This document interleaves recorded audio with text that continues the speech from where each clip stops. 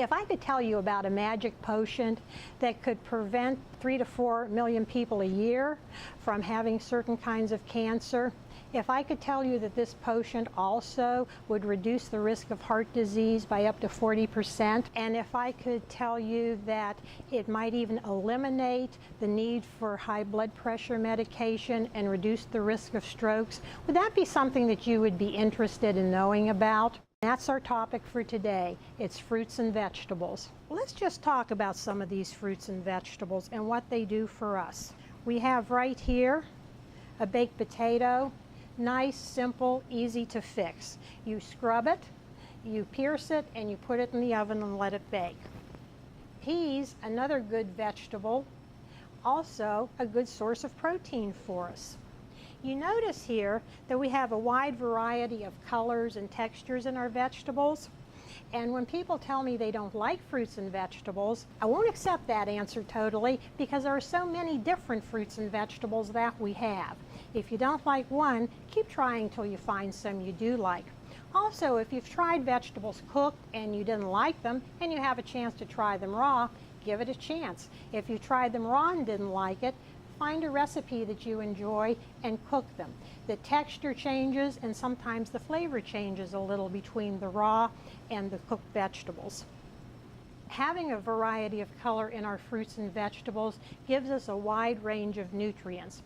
There are some vegetables that give us a lot of vitamin A, some fruits and vegetables that give us a lot of vitamin C. The vitamin C is a vitamin that we need to replenish daily because our body uses what it needs and flushes the rest. The vitamin A, on the other hand, will store in your system and be there when you're ready to use it. The recipe we're going to cook is called a zucchini onion tomato stir fry. We have some of our vegetables here already chopped for you. You see that we have both green and yellow vegetables in the bowl. That's our zucchini and squash. You can make it with just zucchini or just squash, but I like to add both of them in just because it gives us more color and again a little wider variety of nutrients. We will add some onion in there for flavor that has already been chopped, and we have some tomatoes here that we need to chop. So we've measured our oil and we're preheating our skillet, and we'll put our oil into the skillet. Now we're using olive oil for this particular recipe. Another good choice would be canola oil. We know that we need to have a certain amount of fat in our diet every day to keep us healthy, but we want the healthy fats, and olive oil and canola oil provide that for us. So we'll simply put the measured amount in here, which is a tablespoon. As that's heating up, we're going to add our zucchini and our squash.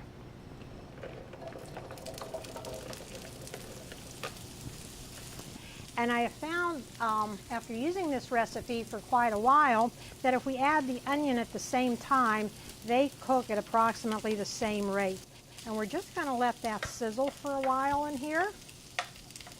When you're doing a vegetable dish or anything with fruit, the first step that you want to do is make sure that you wash your produce. So we have washed all this before we chopped it.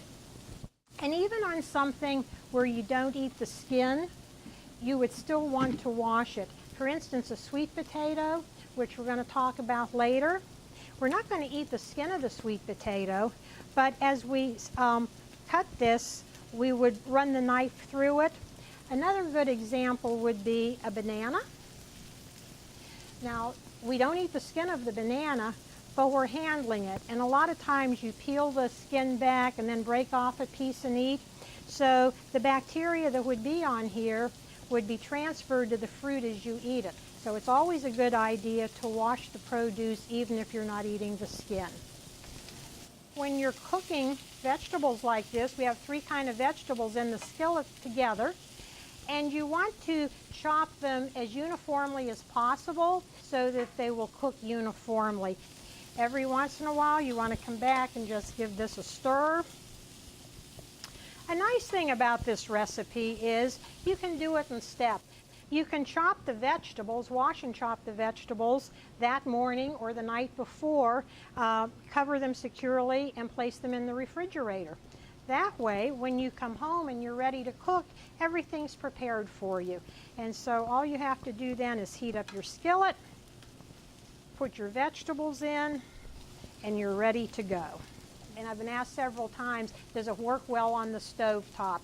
It does. If just your regular skillet and you prefer cooking on the stove, that's absolutely fine. You can do that. The recipe will turn out the same way. So while we're waiting for this to cook, let's talk about a few more fruits and vegetables. Right here we have 6 strawberries. This serving of berries would give us almost all the vitamin C that we need for a day. It's not really hard to get the nutrients we need if we follow the recommended amounts for the day. If you would look on mypyramid.gov, you can put in your own information and you can get an eating plan that's just right for you, for your age and your activity level.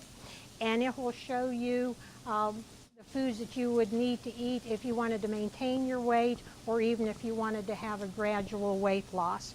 And the fruits and vegetables are very helpful in that area also for weight maintenance. Our pears that we have, pears are a wonderful source of fiber. And something that we need to remember is that fiber is very important for us. It's not really a nutrient, but it's something that we need to have for our good health.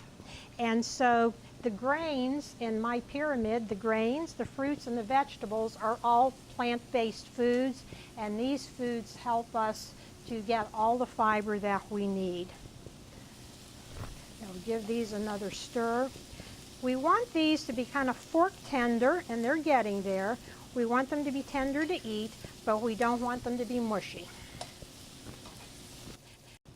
So now we will add our tomatoes. If you don't have fresh tomatoes available to you, what you can do is get some canned tomatoes and drain those and use the same amount here in the recipe. So we'll let this cook for a while. And you see the beautiful color that's in there, the red, the green, the yellow. We know that we're getting vitamin C, we know that we're getting lycopene, a lot of good nutrients in there for us. You may or may not have noticed on this that we haven't put any seasoning into this recipe. We haven't added salt, we haven't even added spices. It seems that the onion and the tomato carry this dish on its own without additional spices, so not only is it easy to prepare, it's also economical to prepare. If you do want to change it a little for variety, you could always add a little garlic and Italian seasoning, or maybe some Cajun seasoning would work really well with it. Okay, our tomatoes have had a chance to heat through, so we have measured out our cheese, which is 8 ounces. And what we're going to do now is put this cheese right over the vegetables and just spread it around a little bit so that it's covered. And now we're going to put the lid on it. And then we're going to turn the heat off. And we're just going to let this sit for a little bit. When the cheese is melted, then the dish is ready for you. This is a great dish to use if you're serving grilled meats. It's a nice accompaniment for that. Also, it's a wonderful vegetarian dish to serve over noodles or brown rice. That is a wonderful, wonderful dish to have. And if you have some meat left over, perhaps you want to serve it over noodles or rice, and maybe you have a little meat left over in the refrigerator, simply chop that meat up, and when you put the tomatoes in, put the meat in with it to heat it up. It makes a nice addition to it, so it's very, very versatile. Okay, let's take a look here and see. Oh, our cheese is melting.